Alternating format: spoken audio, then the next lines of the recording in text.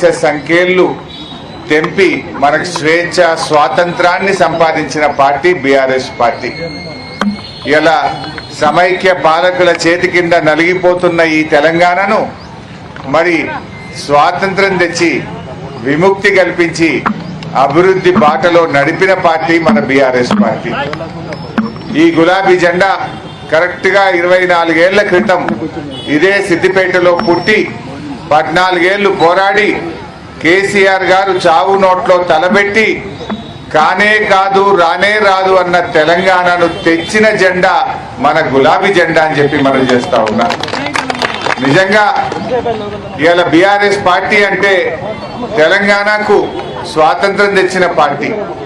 BRS party అంటే ఇవాళ తెలంగాణ రాష్ట్రాన్ని సాధించడమే కాదు, తెలంగాణ సంస్కృతి సాంప్రదాయాలను పరిరక్షించిన పార్టీ మన బీఆర్ఎస్ పార్టీ. మన బీఆర్ఎస్ పార్టీ తెలంగాణను అభివృద్ధి పథంలో నడిపి దేశానికి దిక్సూచిగా నిలిపిన పార్టీ మన బీఆర్ఎస్ పార్టీ. అంటే బీఆర్ఎస్ లేకుండా, గులాబీ జెండా లేకుండా తెలంగాణ రాష్ట్రాన్ని ఊహించలేము, ఈ అభివృద్ధిని కూడా మనం ఊహించలేము. రాష్ట్రం సాధించింది, అభివృద్ధి పథంలో నడిపింది ఇవాళ బీఆర్ఎస్ పార్టీ. అందువల్ల బీఆర్ఎస్ అంటే తెలంగాణ ప్రజలకు ఒక ఆత్మగౌరవ ప్రతీక. తెలంగాణ ప్రజల గౌరవాన్ని ఆకాశాన్నంత ఎత్తున నిలిపిన పార్టీ. తెలంగాణ ఆత్మగౌరవాన్ని ప్రపంచం మొత్తం చాటి చెప్పిన జెండా ఈ గులాబీ జెండా.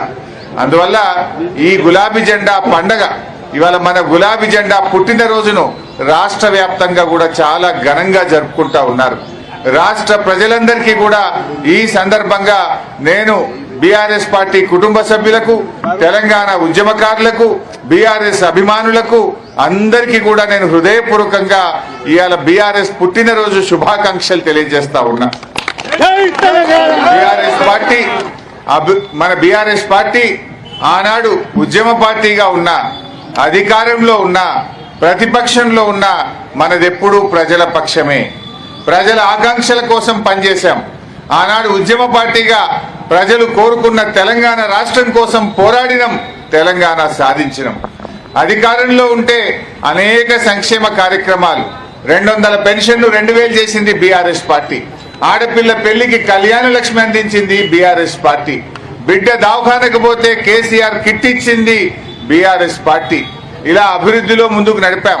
రైతుల కోసం రైతు బంధు, రైతు బీమా, ఇలా ఎన్నో అభివృద్ధి కార్యక్రమాలు, సంక్షేమ కార్యక్రమాలు చేశాం.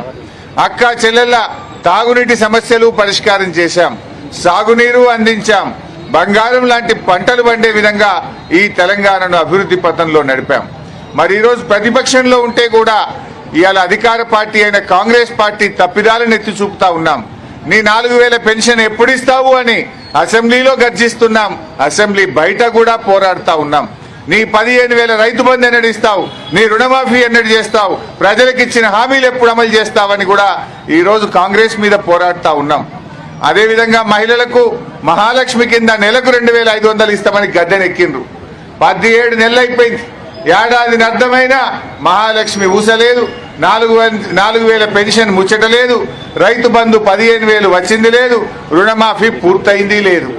మాయమాటలు చెప్పి అధికారంలోకి వచ్చి రాష్ట్ర ప్రజల్ని ఇవాళ కాంగ్రెస్ పార్టీ మోసం చేసింది.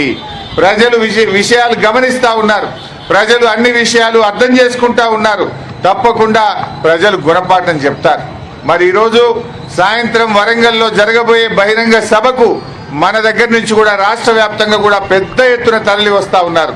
పాదయాత్రల్లో కానీ, ఎడ్ల బండ్ల మీద, ట్రాక్టర్ల మీద, డీసీఎంల్లో, బస్సుల్లో ఎవరికి తోచిన విధంగా వాళ్ళు కేసీఆర్ గారి మాట వినాలి, ఈ సభను విజయవంతం చేయాలి, ఈ కాంగ్రెస్ మోసాలను ఎండగట్టాలని చెప్పి ఇవాళ స్వచ్ఛందంగా కదలి వస్తా ఉన్నారు. మరి ఈరోజు రాష్ట్ర వ్యాప్తంగా కూడా గ్రామ గ్రామాన ప్రతి వార్డులో కూడా జెండాలు ఎగరేసుకుంటా ఉన్నారు. ఈ జెండాలు ఎగరేసి అందరూ కూడా చలో వరంగల్ కు సమాయత్తం అవుతున్నారు. మరి ఈ సభ తప్పకుండా విజయవంతం అవుతుంది. మరి మన సిద్దిపేటలో కూడా మీరు చూస్తున్నారు ఏం జరుగుతుందో. కాంగ్రెస్ వచ్చినాక మన పిల్లల కోసం, చదువుల కోసం పెట్టిన వెటర్నరీ కాలేజీని సిద్దిపేట నుంచి కొడంగల్కి ఎత్తుకుపోయింది. మన శిల్పారామం పనులు అక్కడే ఆగిపోయినాయి. మన రంగనాయక్ సాగర్ లో పనులు అట్లనే పిల్లర్లు గాలిలో వేలాడుతా ఉన్నాయి, పనులు ఆగిపోయిన పరిస్థితి ఉన్నది. ఏ ఒక్క పని కూడా ఎస్సీ గురుకుల పాఠశాలకు 30 కోట్లతో భవనం శాంక్షన్ చేస్తే దాన్ని కూడా సిద్దిపేటలో క్యాన్సిల్ చేసి ఎత్తుకపోయిండు. రోడ్ల పనులు ఆగిపోయినాయి. అంటే ఇవాళ సిద్దిపేట మీద పగబట్టినట్టు చేస్తున్నారు. కొత్తగా శాంక్షన్ వచ్చింది లేదు, చేసిన పనులు కూడా అడ్డుపడతా ఉన్నారు. ఇవాళ సిద్దిపేట అంటే ఓర్వలేని పరిస్థితి ఉంది. మంచిది బిడ్డ, మళ్ళా వచ్చేది బీఆర్ఎస్ గవర్నమెంటే. తప్పకుండా ఇంతకు రెట్టింపుగా మళ్ళీ అభివృద్ధిలో ముందుకు తీసుకొని పోతాం. మీరు ఆపినా ఆగదు, మీరేం శాశ్వతం కాదు. మీరు ఏడాది అర్థంలే పాలేందో నీళ్ళేందో తెలిసిపోయింది. ప్రజలు మళ్ళీ కేసీఆర్ రావాలి, బీఆర్ఎస్ కావాలి అని చెప్పి ఇవాళ రాష్ట్ర ప్రజలందరూ కూడా ఎదురు చూస్తున్న పరిస్థితి ఉన్నది. ఇవాళ రాష్ట్రంలో అభివృద్ధి కుంటుపడ్డది, ఆదాయం మందగించింది, ప్రజల ప్రమాణాలు తగ్గుతూ ఉన్నాయి. ప్రజలు కూడా చాలా ఇబ్బంది పడతా ఉన్నారు. వ్యాపారాలు నడుస్తలేవు, దుకాణాలు నడుస్తలేవు, బిజినెస్ నడుస్తలేదు. ఎక్కడ చూసినా అంతా ఆగమాగం ఉన్నది. ఈ కాంగ్రెస్ ప్రభుత్వం చూస్తే వాళ్ళ శృతిలేని సంసారం. కాంగ్రెస్ ప్రభుత్వంలో మంత్రుల మధ్య సఖ్యత లేదు, ఎమ్మెల్యేల మధ్య సఖ్యత లేదు, హైకమాండ్కు రాష్ట్ర నాయకత్వానికి సఖ్యత లేదు. అంటే ఒక గతి లేని శృతిలేని సంసారం అయింది.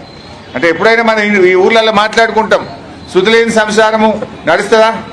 ఎంత ఇబ్బంది అవుతుంది. ఒక మాట మీద నడవాలి సంసారం అంటే, ఇల్లు అంటే. కానీ ఇలా కాంగ్రెస్ ప్రభుత్వం శృతిలేని సంసారం లెక్క తయారైపోయింది. ఒకళ్ళ మాట ఒకళ్ళకి నడవదు, ఒకళ్ళ మాట ఒకళ్ళు నమ్మరు. హైకమాండ్కు వీళ్ళకు బాగలేదు, కేబినెట్లో ఉన్న మంత్రుల మధ్య సఖ్యత లేదు.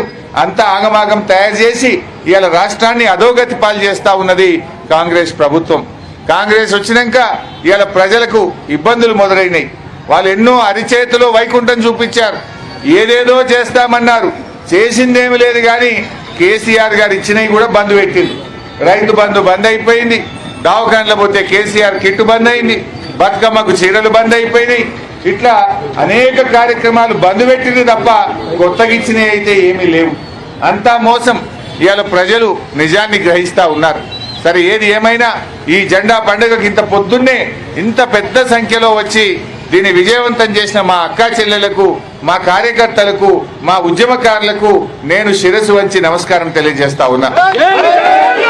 బీఆర్ఎస్ కుటుంబ సభ్యులు ఎంతో ప్రేమతోని మీరందరూ కూడా మరి పార్టీని ముందుకు తీసుకుపోతున్నారు.